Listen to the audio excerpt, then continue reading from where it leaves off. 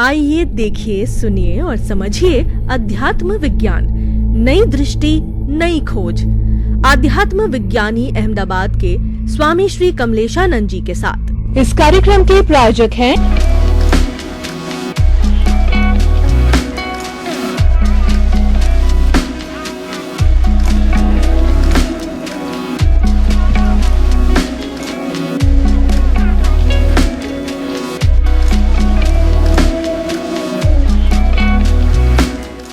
भाई और बहनों, दर्शकगण, श्रोतागण, मातृशक्ति को नमन। बड़ा आनंद आ रहा है और आएगा भी, क्यों नहीं? क्योंकि आनंद हमारी आत्मा का, हमारे एग्जिस्टेंस का, हमारे अस्तित्व का स्वभाव है। उस स्वभाव की पहचान कराने के लिए हमारे बीच में स्वामी कमलेशानंद जी अहमदाबाद से पधारे हैं। उन्होंने हमारे निवेदन को स्वीकार किया, कृपा कराई और स्टूडियो में विराजमान है और आप उनकी सत्संग को सुन रहे हैं। अध्यात्म विज्ञान एक ऐसा विज्ञान है जो कि परमानेंट काम के लिए है, अपने जीवन के निर्माण के लिए है और ये दोनों तरह से अच्छा है। अगर आप मुक्ति को जाना चाहते हो, अध्यात्म विज्ञान एक्सीलेंट है। अगर आप चाहते हो कि हमारा वर्तमान का जीवन सुंदर बने, तो रिलेटिव सत्य व्यवहारिक जगत में भी अच्छा है। तो इसमें आपको लाभ ही लाभ है, 1% का नुकसान नहीं है। जीवन निर्माण का उपक्रम में स्वामी जी, समस्त श्रोताओं की तरफ से आपको धन्यवाद, आपके प्रति नमन और आपके प्रति बहुत बहुत कृतज्ञता। जय सच्चिदानंद। जय सच्चिदानंद। स्वामी जी, द्रव्य भाव भेदानी, द्रव्य और भाव, इन दो शब्दों को जैन दर्शन के अंदर बहुत ज़्यादा महत्व दिया गया है, समझा गया है, अप्लाई किया गया है आगमों में, और आचार्य साधु लोग भी इसका उपयोग करते हैं। आप भी करते हो कि जो हमारा भाव पक्ष है वो भीतर है, द्रव्य पक्ष हमारा बाहर दिखाई देता है। मन वचन का, मन को छोड़ दीजिए, भीतर रहता है, लेकिन वचन और जो हमारी काया तो बाकायदा एक्शन और वर्तन करती हुई, बोलती हुई दिखाई देती है। ये द्रव्य पक्ष हो गया। दुनिया दिखाई देती है, द्रव्य पक्ष हो गया। यानी द्रव्य है जड़ से जुड़ा हुआ और भाव हमारी चेतना का पक्ष है। तो हम इन दोनों को, आपसे द्रव्य और भाव को बहुत अच्छी तरह से समझना चाहते हैं। और साथ साथ में भी भाव भी 3 तरह के बताए गए हैं, शुभ भाव, अशुभ भाव और शुद्ध भाव।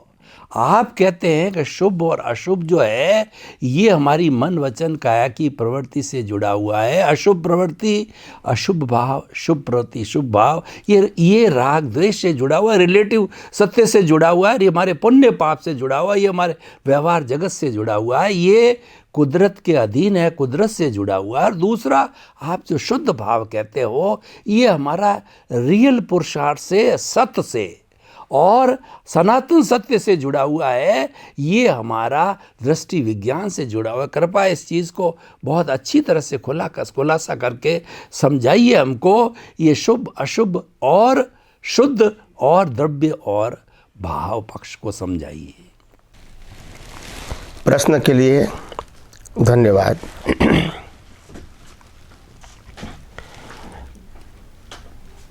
जब हम द्रव्य की बात करते हैं और भाव की बात करते हैं, तो द्रव्य का मतलब होता है तत्व, अवस्था नहीं।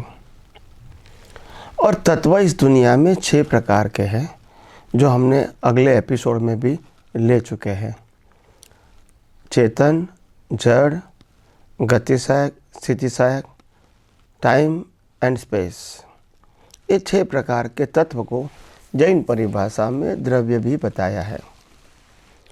और द्रव्य और भाव की जो बात बताई, ये बहुत बहुत बड़ा सूक्ष्म साइंस है। एक तरफ आत्मा द्रव्य है, एक तरफ जड़ द्रव्य है, और इसके बीच में है भावना। तो ये चेतन तत्व है, ये जड़ तत्व है, बीच में भावना है।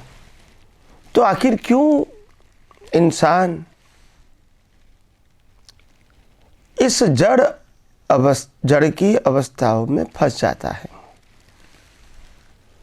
और चेतन के स्वभाव का, चेतन की क्वालिटी का, चेतन के अस्तित्व का वो भूल जाते हैं। क्योंकि जड़ तत्व जो है वो तत्व के रूप में तो परमानेंट है, मगर अवस्था के रूप में परिवर्तनशील है, बहुरूपी। क्या बोलेंगे इसको? बहुरूपी। जड़ तत्व की ये जो पूरा सृष्टि जो हम 5 इंद्रियों से समझ पाते हैं, विविधता वाला जगत, दुनिया, साधन, संपत्ति, संबंध, ये सब कुछ क्या है? जड़ की ही तो अवस्था है। तो जड़ बहुरूपी है और जड़ की अवस्था परिवर्तनशील है, मगर तत्व के रूप में अविनाशी है, अवस्था के रूप में विनाशी है। मगर यहाँ चेतन है, चेतन तत्व के रूप में भी अविनाशी है और चेतन परिवर्तनशील नहीं है, स्टैटिक। उनका ज्ञान, दर्शन, शक्ति और सुख सब परमानेंट, उनका अस्तित्व परमानेंट, उनका स्वभाव स्व पर प्रकाशक परमानेंट। और बाकी के जो तत्व है उसमें जड़ तत्व है, बहुरूपी है, परिवर्तनशील है और जड़ तत्व के अवस्था की लाइफ है। बाकी के 4 तत्व हैं वो जड़ तत्व की अवस्था को सहायक है, गति सहायक, स्थिति सहायक, टाइम एंड स्पेस। तो बात बहुत समझने जैसी है। द्रव्य और भाव, भाव तो कॉमन चीज है कि भाव करना, और ऑप्शन है द्रव्य का। एक तरफ द्रव्य आत्मा के रूप में है, एक तरफ द्रव्य जड़ के रूप में है। मगर जड़ की अवस्था हमको दिखती है, समझ में आती है, अनुभव में आती है, तो मेरा भाव इजीली जड़ की अवस्था में ही जाएगा। जो चेतन है वह अपरिवर्तनशील है, अरूपी है और आम आदमी के लिए अनुभव गम्य नहीं है होते हुए भी।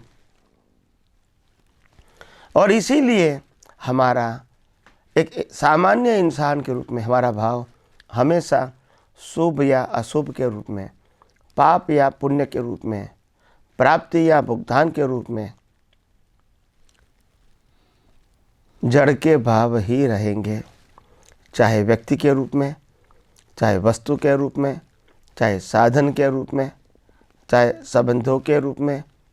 मेरा कहने का मतलब है कि हमको यह अध्यात्म विज्ञान के माध्यम से सनातन सत्य समझना ही पड़ेगा।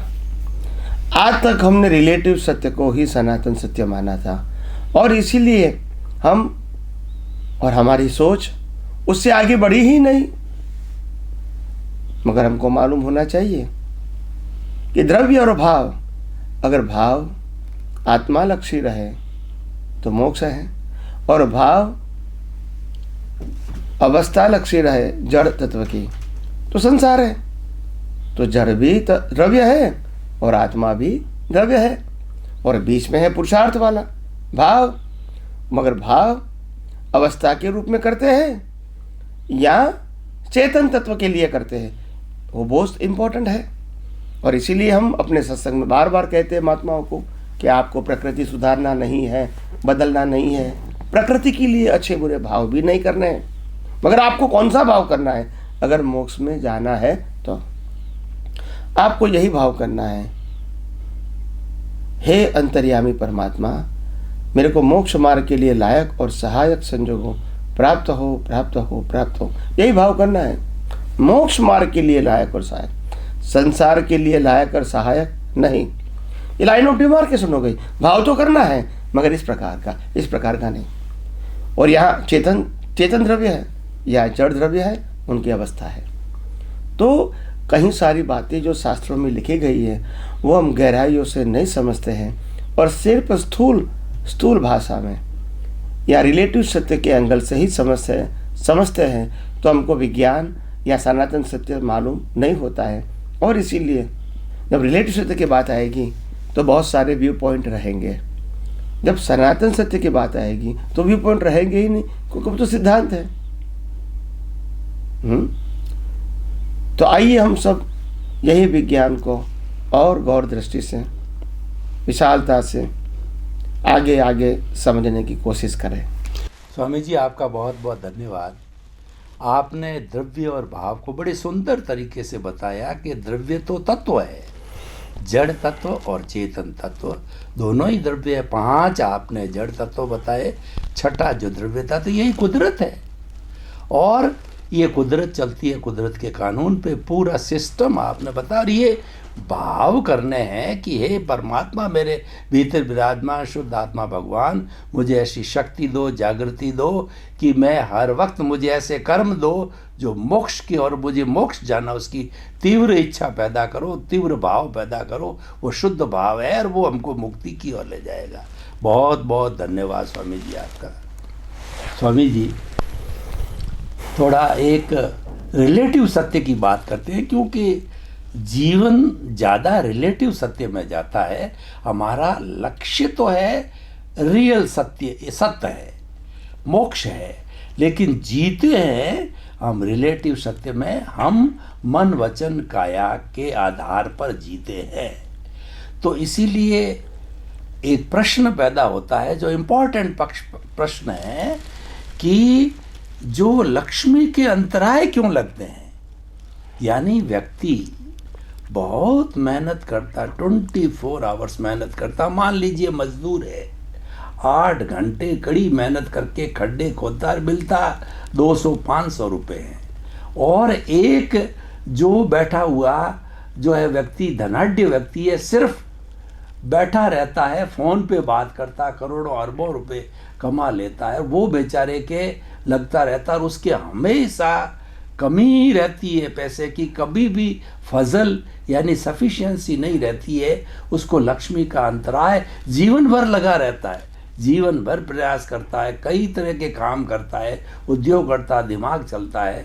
तो कृपया थोड़ा सा ये बताएं कि लक्ष्मी के अंतराय क्यों लगते हैं, कारण क्या है, और इस अंतराय को कोई तोड़ने का कारण भी बताओ। जो बेचारे दुखी लोग हैं, जो कि मैं रिलेटिव सत्य की बात, क्योंकि हमें सबको सुख देना है, हमें जो है वो जो जीने वाले लोगों को भी सुख देना है, मुक्ति में जाने वालों को भी मुक्ति भेजना है। तो आप थोड़ा बताइए कि व्यक्ति किस तरीके से कारण निवारण करके अंतराय को तोड़े। प्रश्न के लिए धन्यवाद।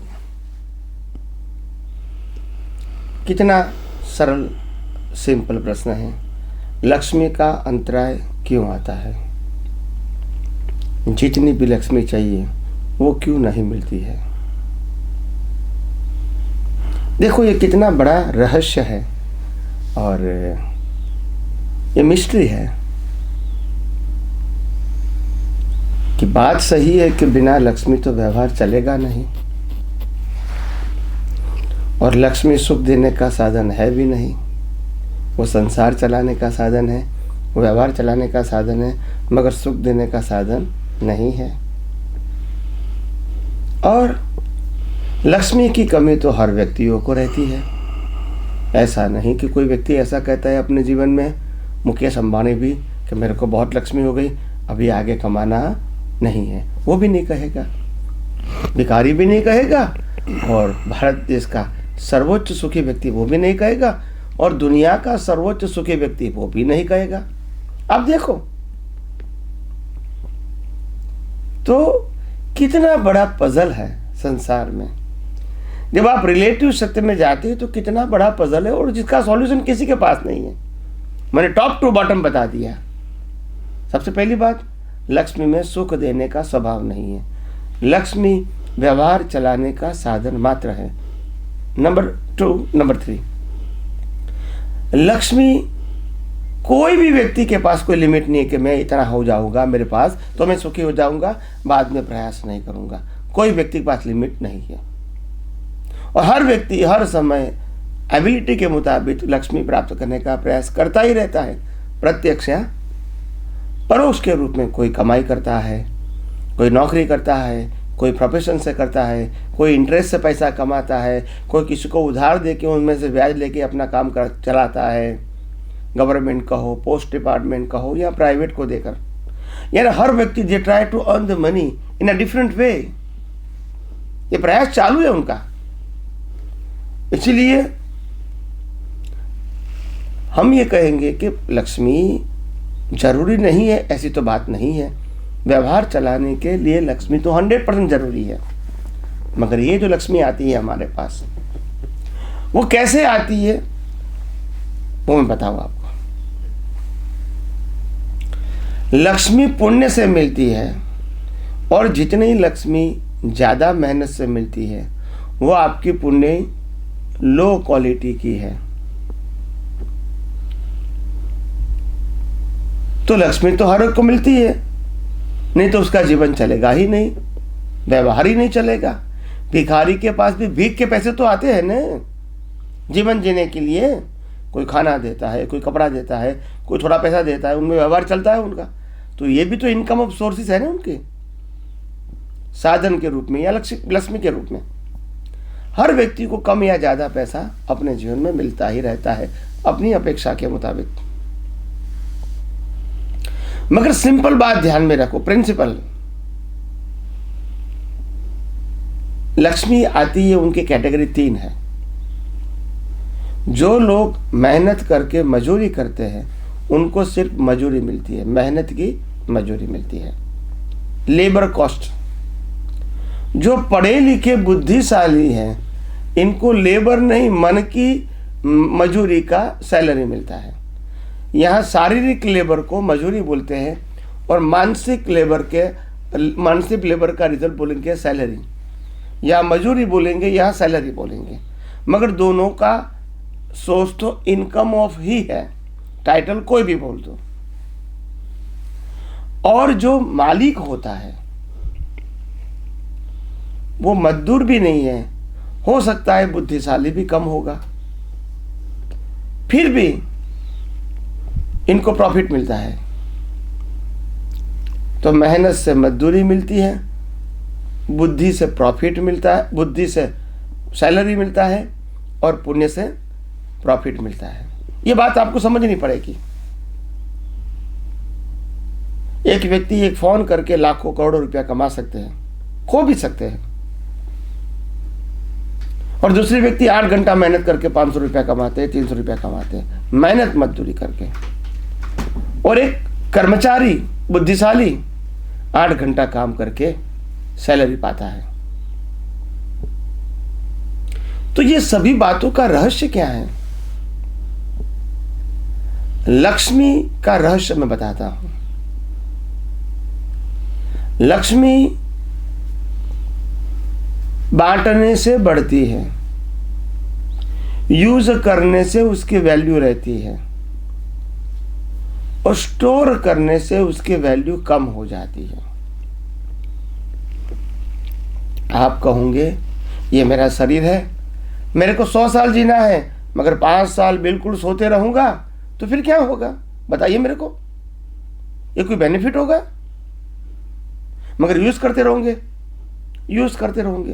सोते रहोगे, बोलते रहोगे, क्रिया करते रहोगे, लेन देन करते रहोगे, मिलते रहोगे। भले उसमें अच्छा बुरा हो सकता है, प्रॉफिट एंड लॉस हो सकता है, मान अपमान हो सकता है, मगर यही तो जीवन है। मगर आप कहोगे 5 साल के लिए मैं पथारी से बाहर ही नहीं निकलूंगा, उठूंगा ही नहीं, चलेगा? नहीं चलेगा। शरीर को हम एक्टिव रखना चाहते हैं as far as possible. Lakshmi को क्या करते हैं? सुला देते हैं, बैंक में रख दो, गोल्ड में रख दो, सिल्वर में रख दो, इसका मूवमेंट नहीं करना है, स्थिर लॉकर में रख दो बस। फिर क्या होगा? आप यूज ही नहीं करते हैं।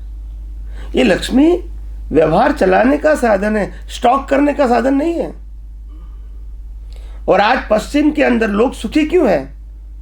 भौतिक रूप की बात करता हूं, क्योंकि उसकी लक्ष्मी मूवमेंट करती है, और यहां हमारी लक्ष्मी है वो स्टोरेज हो गई है। धर्म के माध्यम से, संस्थाओं के माध्यम से भी स्टोरेज हो गई है। तो और भी बातें हम आगे करेंगे। आइए हम सब ये विज्ञान को आगे और गहराइयों से समझने की कोशिश करेंगे। स्वामी जी बहुत बहुत धन्यवाद, बड़ा सटीक स्पष्टीकरण के लिए। मुझे एक रहीम जी का दोहा याद आ गया कि कमला थिर न रहीम का यह जानत सब कोय, पुरुष पुरातन की वधूर क्यों न चंचला होए। लक्ष्मी चंचल है, घूमती रहती है, और अंतराय का कारण आपने पुण्य पाप बताया। जैसा हमने अर्जन किया वही हमको मिलता है, और अंतराय तोड़ने का भी आपने बताया। ये बड़ा बर्निंग पॉइंट है, रिलेटिव सत्य है, लोगों के लिए आवश्यक भी है। स्वामी जी आपके प्रति बहुत कृतज्ञता। जय सच्चिदानंद। जय सच्चिदानंद। जय सच्चिदानंद। आइए देखिए, सुनिए और समझिए अध्यात्म विज्ञान, नई दृष्टि नई खोज। आध्यात्म विज्ञानी अहमदाबाद के स्वामी श्री कमलेशानंद जी के साथ। इस कार्यक्रम के प्रायोजक हैं